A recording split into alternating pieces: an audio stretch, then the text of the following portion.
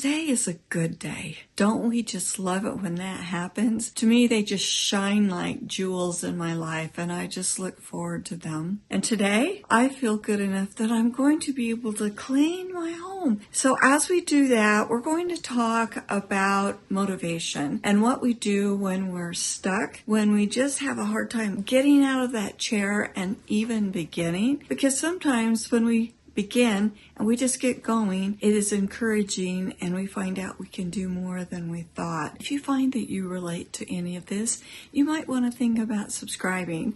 We talk about decluttering and cleaning and how we deal with our challenges, whether they're health challenges or other things, how we can simplify our life, live a better life, and try to be a really good, kind, loving person.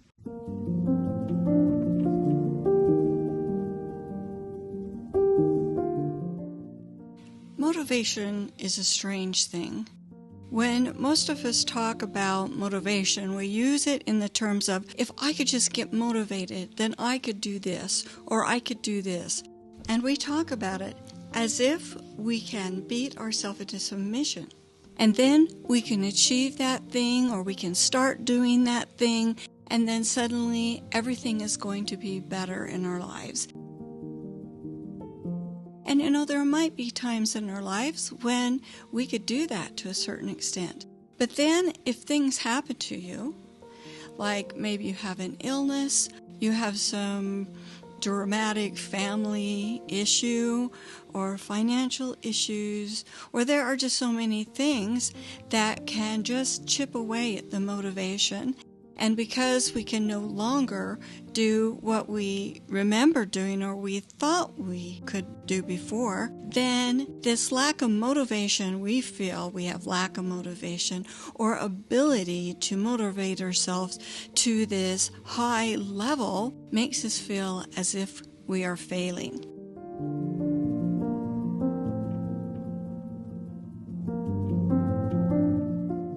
I've been thinking so much about motivation and how it applies to me. And do I not have enough? And is there anything I can do to get more? Is my problem some days that I just am not motivated?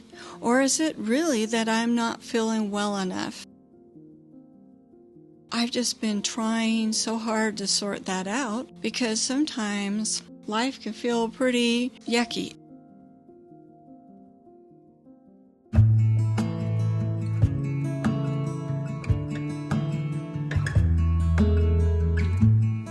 It's a hard thing to know that your soul will stay hollow. I hate those days when I wake up and I'm all motivated and I'm excited I'm going to do this and this and this and that, and then I get up and I start getting dressed and everything, and then I realize I just can't do it today. And then I'll sit in my chair and I'll feel kind of defeated about the whole thing. And that's where the conversations with myself have come in.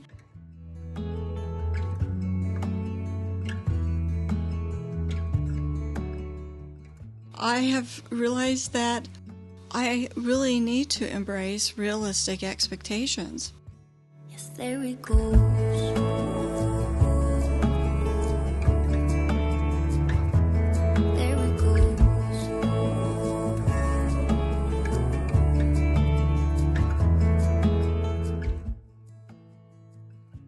If I'm having a bad day, because I have fibromyalgia and some other chronic illnesses, for those of you who are new, who didn't know that, I have to embrace realistic expectations for myself.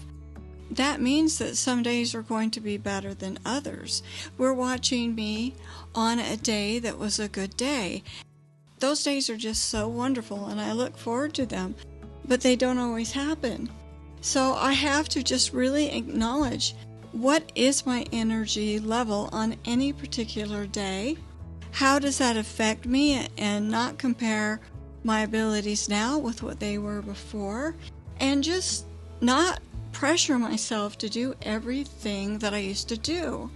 Instead, I should break down my large task into smaller, manageable steps And then anything I'm able to do is worth a celebration.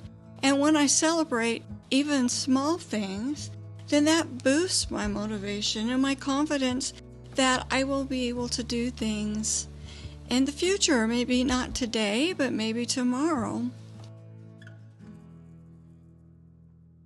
There we go.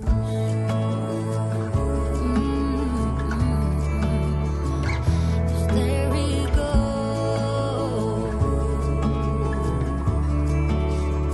Yes, there we go. Yeah, there we go.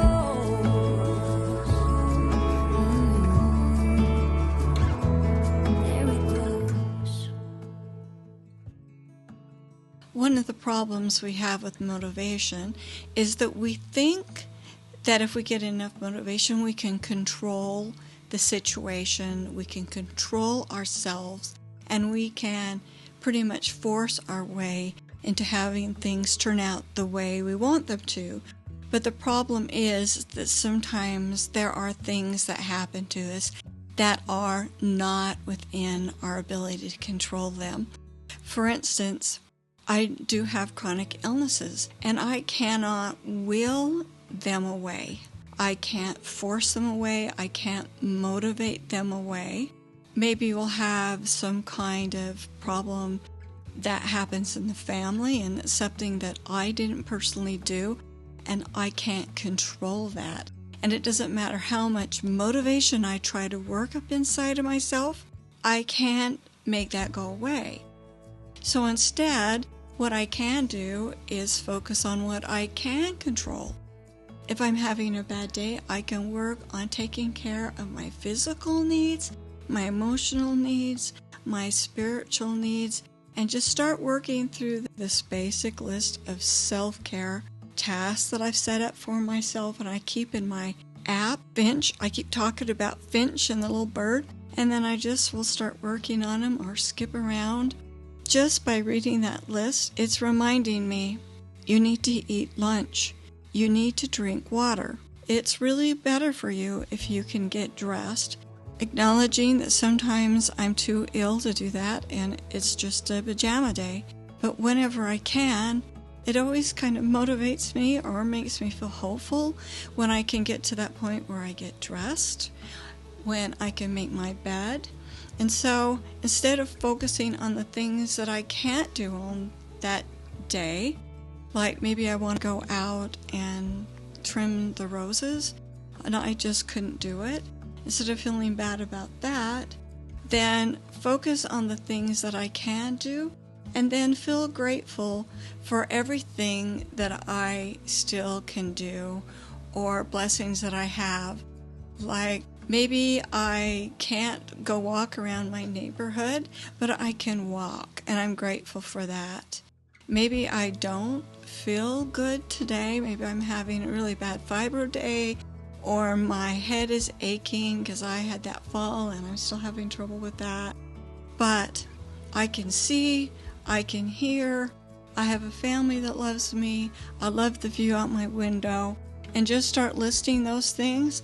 I have found that that is a really good method of getting me past that initial, that really kind of bad, almost devastated feeling that sometimes washes over me, that I can't do what I want to do, and no amount of self-flagellation can get me there.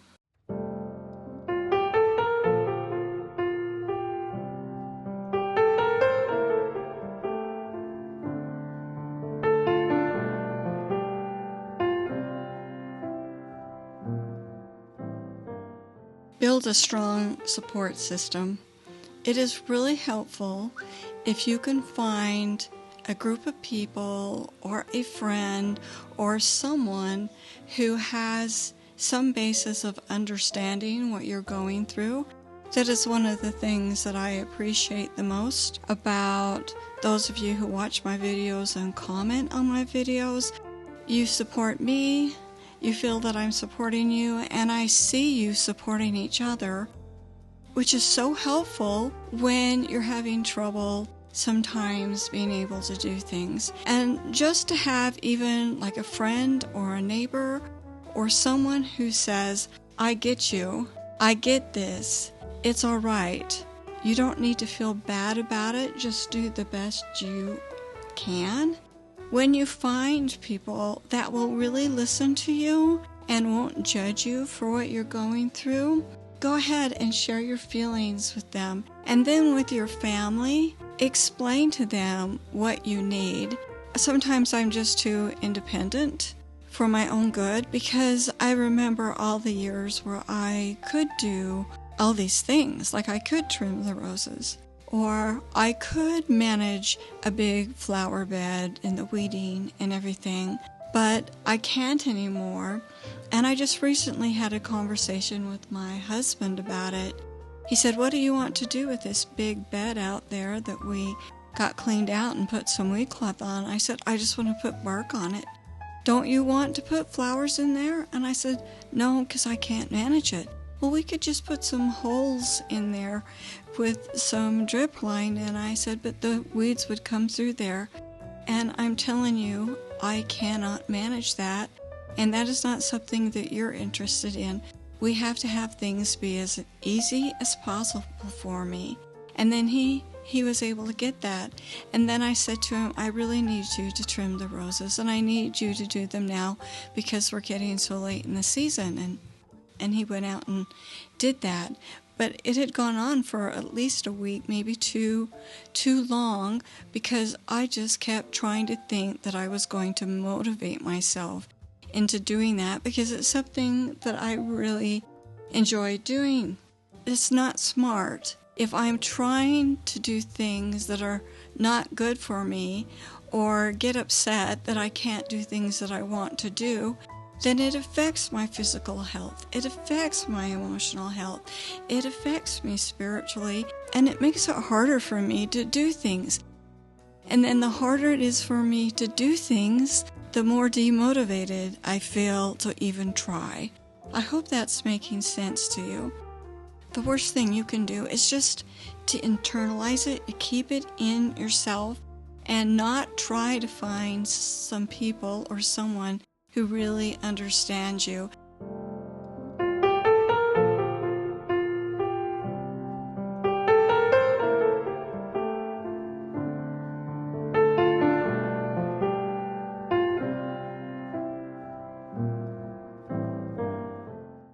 And I understand why that can be hard, because so many of us have been gaslit by people. Maybe we look perfectly fine, and so they assume we're fine. And if we express that we're not fine, you can just almost see on their faces.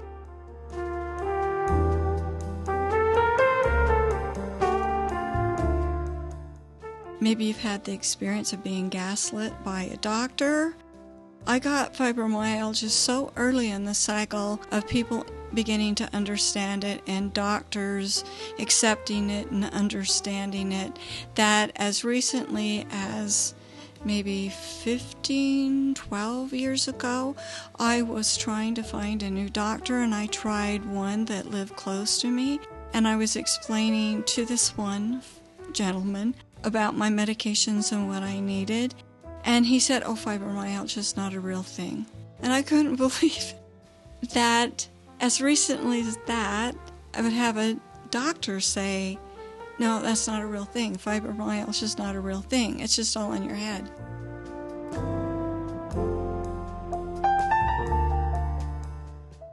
I persisted, and I found a doctor who does know about fibromyalgia, who does believe me, who listens to me. He tells me he's actually inspired by how hard I try. So he's been really supportive.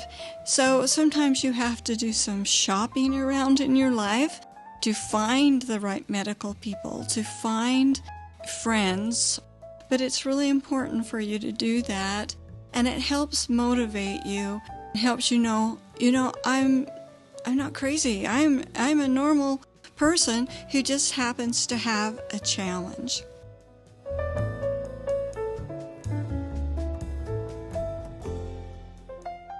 If you have the ability to seek therapy, and it's something that you're interested in doing, you might want to consider it.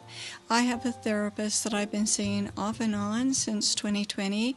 I initially went to him because I was having a really bad situation happen to me at work, and so he talked me through that, and it was really helpful.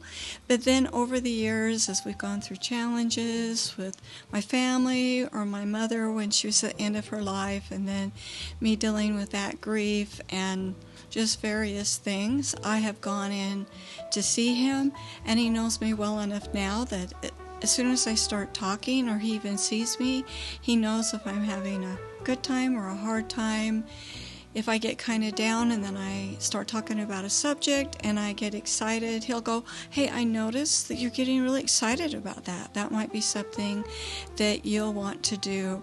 But his main function in my life is to be a sounding board, and he believes and understands the things that I need, and he doesn't give me that much advice. Every once in a while he will, but it's mostly having someone that's a neutral third party that's not involved at home or anywhere else that I can go and just tell him my real feelings about things has been really helpful to me. And I usually come out of there kind of motivated that I can start working on something or I can take care of a problem, even though he hasn't given me the solution. Just talking through it with someone has been really helpful. So if that's something that you're interested and you have the ability to do it, then you might consider getting some therapy.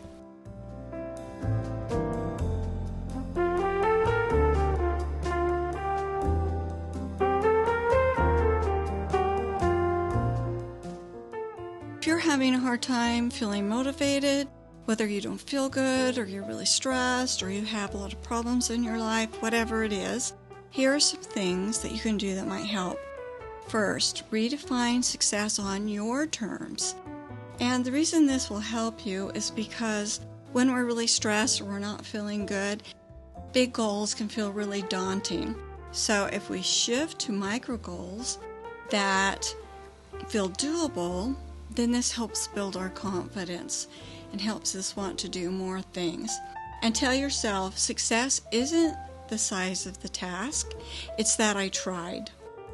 Number 2 is use the good moments rule. The reason it helps is because our energy fluctuates. So when we grab hold of those brief windows of feeling okay and we do something with them, it helps create momentum without being overtaxing. As long as we're really watching our energy, ride the wave when it comes, but don't force it. Another one is create a comfortable ritual before you start. And the reason this helps is because pain or fatigue or stress or overwhelm can make actions feel like punishments. So when we create a soothing ritual, it helps prime our body and our mind. So the way you can do this is something cozy, like sipping some tea, wrapping yourself in a soft blanket, listening to favorite songs before tackling the task. It's like telling your body, it's safe, we've got this, we can do this. And that's what I'm doing as I'm cleaning. I'm listening to the same kind of music that I have in the back of this video. Here is a video that YouTube feels that you're really going to enjoy, and I hope I see you again. Bye.